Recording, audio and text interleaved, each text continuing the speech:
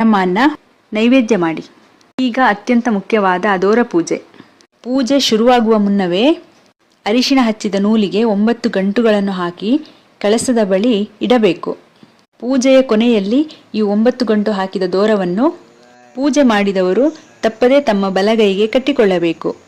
ಪತಿ ಮತ್ತು ಮಗುವಿಗೆ ಕಟ್ಟಬಹುದೇ? ಶಾಸ್ತ್ರೋಕ್ತವಾಗಿ ಇದನ್ನು ಪೂಜೆ ಮಾಡಿದ ಸ್ತ್ರೀಯರು ಧರಿಸುವುದು ಮುಖ್ಯ. ಆದರೆ ದೇವಿಯ ಪ್ರಸಾದ ಮತ್ತು ರಕ್ಷಾ ಕವಚವಾಗಿ ನಿಮ್ಮ ಪತಿಗೆ ಮತ್ತು ಮಕ್ಕಳಿಗೂ ಕೂಡ ಕಟ್ಟಬಹುದು. ಇದು ಮಕ್ಕಳಿಗೆ ದೃಷ್ಟಿ ತಾಗದಂತೆ ಮತ್ತು ಆರೋಗ್ಯವನ್ನು ಕಾಪಾಡಲು ಸಹಾಯ ಮಾಡುತ್ತದೆ. ನಿಮ್ಮ ಮನೆಗೆ ಬರುವ ಮುತ್ತೈದೆಯರಿಗೂ ಈ ದೋರವನ್ನು ಕಟ್ಟಿ ತಾಂಬೂಲ ನೀಡಿದರೆ ನಿಮ್ಮ ಮನೆಯ ಸೌಭಾಗ್ಯ ಮತ್ತು ದೇವಿಯ ಆಶೀರ್ವಾದ ಇಮ್ಮಡಿಯಾಗುತ್ತದೆ. ಪೂಜೆ ಮುಗಿದ ಮೇಲೆ ಕಳಸ ವಿಸರ್ಜನೆ ಮಾಡುವುದು ಯಾವಾಗ, ಹೇಗೆ ಎಂಬ ಗೊಂದಲ ನಿಮ್ಮಲ್ಲಿ ಇರುತ್ತದೆ. ಸಮಯ ಶುಕ್ರವಾರ ಸಂಪೂರ್ಣವಾಗಿ ಪೂಜೆ ಮುಗಿದ ನಂತರ ಅಥವಾ ಶನಿವಾರ ಬೆಳಗ್ಗೆ ರಾಹುಕಾಲವಿಲ್ಲದ ಸಮಯ ನೋಡಿ ಕಳಶ ವಿಸರ್ಜನೆ ಮಾಡಬಹುದು.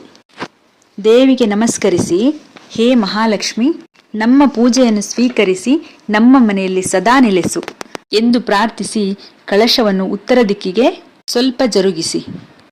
ನೀರು ಮತ್ತು ಪ್ರಸಾದ. ಕಳಶದ ನೀರನ್ನು ಮನೆಯೆಲ್ಲ ಚುಮುಕಿಸಿ ಅಥವಾ ಪ್ರೋಕ್ಷಣೆ ಮಾಡಿ. ಉಳಿದ ನೀರನ್ನು ತುಳಸಿ ಗಿಡಕ್ಕೆ ಅಥವಾ ಹೂವಿನ ಗಿಡಕ್ಕೆ ಹಾಕಿ. ಕಾಲ ಕೆಳಗೆ ಹಾಕಬೇಡಿ. ಕಳಶದ ಕೆಳಗೆ ಇಟ್ಟಿರುವ ಅಕ್ಕಿ ಮತ್ತು ತೆಂಗಿನಕಾಯಿಯಿಂದ ಪ್ರಸಾದ ಮಾಡಿ ಕುಟುಂಬದವರೆಲ್ಲ ಸೇವಿಸಿ. ಬಂಧುಗಳೇ, ಪಾರ್ವತಿ ದೇವಿಯ ಕರುಣೆ ಮತ್ತು ಶಿವನ ಉಪದೇಶದಿಂದ ನಮಗೆ ಸಿಕ್ಕಿರುವ ಈ ವರಮಹಾಲಕ್ಷ್ಮಿ ವ್ರತವು ನಮ್ಮ ಕುಟುಂಬಕ್ಕೆ ಧನ, ಧಾನ್ಯ ಮತ್ತು ಸಮೃದ್ಧಿ ತರುವ ಪವಿತ್ರ ಆಚರಣೆಯಾಗಿದೆ. ಈ ವರಮಹಾಲಕ್ಷ್ಮಿ ಹಬ್ಬ ನಿಮ್ಮ ಹಾಗೂ ನಿಮ್ಮ ಕುಟುಂಬದ ಬಾಳಿನಲ್ಲಿ ಸುಖ, ಶಾಂತಿ, ನೆಮ್ಮದಿ ಮತ್ತು ಐಶ್ವರ್ಯವನ್ನು ತರಲಿ.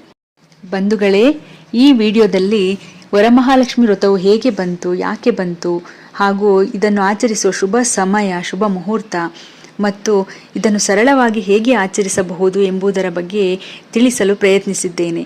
ಈ ವಿಡಿಯೋ ನಿಮಗೆ ಇಷ್ಟ ಆಗಿದ್ದರೆ ಲೈಕ್ ಮಾಡಿ ಹಾಗೂ ನಿಮ್ಮ ಬಂಧು ಮಿತ್ರರೊಂದಿಗೆ ಶೇರ್ ಮಾಡಿ. ನಮ್ಮ ಧಾರ್ಮಿಕ ಲೋಕ ಚಾನೆಲ್ಗೆ ಸಬ್ಸ್ಕ್ರೈಬ್ ಆಗಲು ಮರೆಯಬೇಡಿ. ಎಲ್ಲರಿಗೂ ವರಮಹಾಲಕ್ಷ್ಮಿ ಹಬ್ಬದ ಹಾರ್ದಿಕ ಶುಭಾಶಯಗಳು. ರಾಧೆ ರಾಧೆ.